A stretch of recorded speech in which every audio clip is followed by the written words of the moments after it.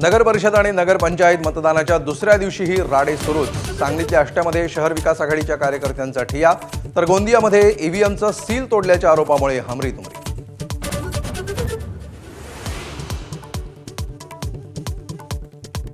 21 डिसेंबरपर्यंत आचारसंहितेमुळे हिवाळी अधिवेशन केवळ 1 आठवड्यांचं। पुरेसं कामकाज होणार नसल्यामुळे विरोधक आक्रमक, तर अधिवेशनामध्ये विरोधी पक्षनेतेपद जाहीर करा, भास्कर जाधवांची मागणी।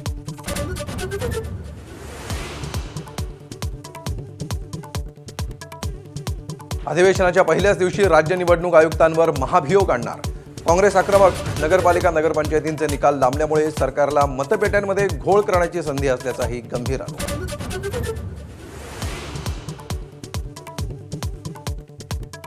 जिल्हा परिषदांपूर्वी महापालिकांच्या निवडणुका घेण्यासाठी निवडणूक आयोगाच्या हालचाली।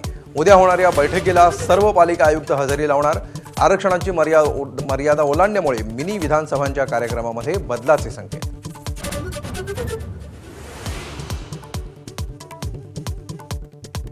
नाशिकमधल्या वृक्षतोडीला सत्ताधारी राष्ट्रवादी आणि शिवसेनेचाही विरोध।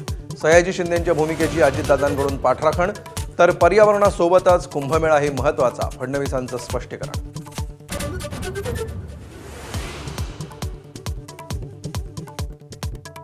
पुण्यातल्या मुंढवा जमीन गैरव्यवहार प्रकरणामध्ये मुख्य सूत्रधार शीतल तेजवानीला अटक।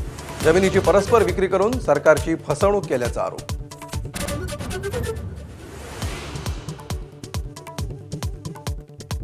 केंद्रीय संरक्षण मंत्री राजनाथ सिंग यांच्या वक्तव्यामुळे बाबरी मशिदीच्या वादाला पुन्हा फोडणी।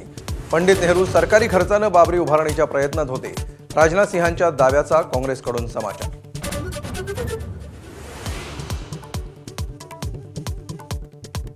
ज्येष्ठ समाजवादी विचारवंत पन्नालाल सुराणांना विविध स्तरातून श्रद्धांजली।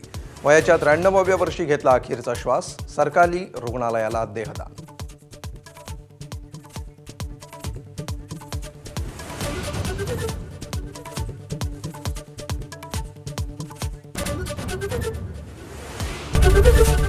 एबीपी माझा, उघडा डोळे बघा नीट।